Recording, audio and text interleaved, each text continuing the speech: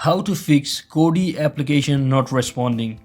So hello guys, welcome back to my YouTube channel. In this video I'll be showing you how you can easily fix your Kodi application not working. So Kodi application is one of the best tool for streaming any sort of videos.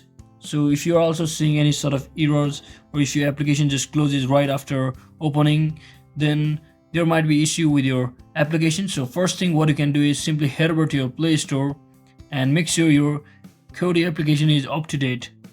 So let me just check it. So as you can see, it's up to date, but if it's still performing or not responding correctly, so then what you can do is simply head over to your Kodi application just like this and long press on it if you are using Android, and just click on this I button over here. Or you can also go to apps section from the settings.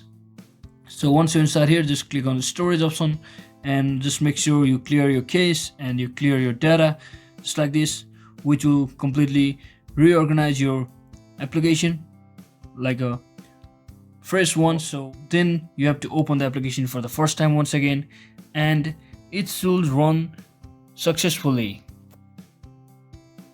So as you can see, it has been run successfully. So thanks for watching guys. Hope this video was helpful. If it was, don't forget to like and subscribe to the channel. See you on the next one.